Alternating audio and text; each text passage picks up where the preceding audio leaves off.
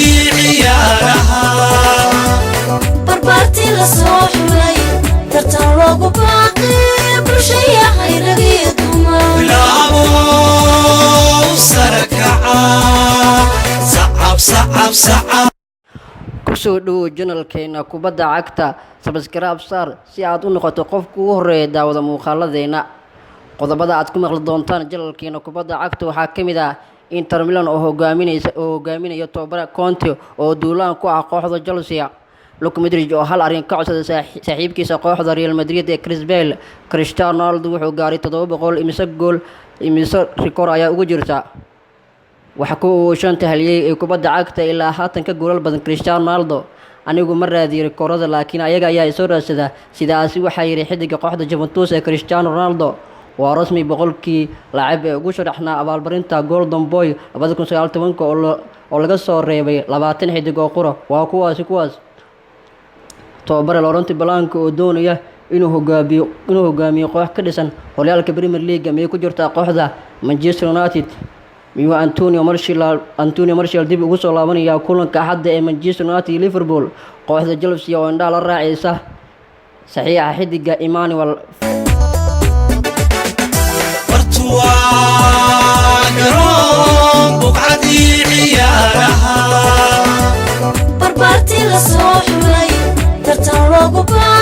intaasi waxay ahaayeen qodobadii ciyaaraha ugu door corona bal markana ku soo dhawaada qodobadaasi oo faahfaahsan oo aan idila socodsiiyo anigoo aad deeqsi ah qodobka ugu horeeya ayaa wuxuu noqonayaa tababaraha kooxda Inter Milan ee reer Talyaani Antonio Conte ayaa doonaya inuu la soo wareego mid ka mid ah xidigaha ka dhila garoonka Stamford Bridge xidiga reer Faransa Olivier Giroud ayuu doonayaa macalinka reer Talyaani inuu keeno garoonka Inter Milan ay ku dheesho xidiga Olivier Giroud ayaa keedka ka galay imaashihii Frank Lampard halyeegii hore Chelsea markii loo magacaabay shaqada Stamford Bridge xidigan ayaa waayay booskii joogtada ah kuwaas kooxda Chelsea walow xidigan ay dhaawacyo badan la soo risteystaan xidiga reer Faransa Olivier Giroud ayaa keedka ka galay saaxiibkiisa Tammy Abraham ayaa mar walba lagu soo bilaabo kulamada adag ee dheesho kooxda Chelsea aniga ma raadiyo rikoorada laakiin ayaga ayaa soo raadsada sidaasi waxaa yiri Cristiano Ronaldo kabtanka xulka qaranka Portugiiska ee Cristiano Ronaldo ayaa sheegay inuu isaga raadin rikoorada laakiin si ay ugu yimaadaan wuxuuna hadalkani imaanayaa kadib markii uu xalay gaaray goolkiisa 700aad ee xirfadiisa kubadda cagta 34 jirka kooxda Juventus ayaa xalay dhaliyay goolkiisa 700aad ee xirfadiisa kubadda cagta xidiga xulka qaranka Portugiiska ayaa xalay ka dhaliyay xulka qaranka Ukraine gool rigoor ahaa walow xulkiisa qaranka Portugiiska lagu garaacay 2 gool iyo gool halka gool oo kaliya Ronaldo dhaliyay ayaa ahaa gool penalty ah Cristiano Ronaldo ayaa ciyaarta kadib wuxuu warbaahinta u sheegay ma jiro qof gaaray goolasha aan dhaliyay waxaan doonayaa inaan u mahadceliyo asxaabtayda kuwa hadda iyo kuwii hore iyo tababarayaasha qof kastoo iga caawiya heerkan ahanta jooga ayaan u mahadcelinayaa ayuu yiri Cristiano Ronaldo xaqiiqdii waxaan ka xumahay guuldaradayna soo gaartay laakiin waxaan ku faraxsanahay kooxdayda xaqiiqdii ma aqaano imise gool rikoor ayaan jibiyay laakiin waxaan ku faraxsanahay inaan qarankayga Portugiiska goolal badan ku rigseedo rikoorada iyaga ayaa si kumeel gaar ah ugu yimaada anigu ma raadsada ayuu ku soo afjaray kabtanka xulka qaranka Portugiiska iyo kooxda Juventus ee Ziyaar Cristiano Ronaldo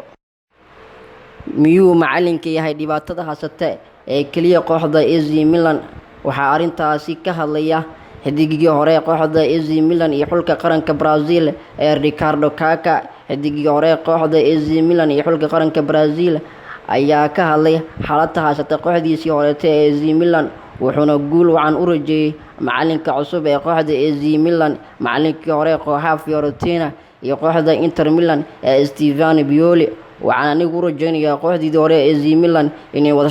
shaqeyn buuxda ay u sameeyaan inay ixtiraamaan macalinka cusub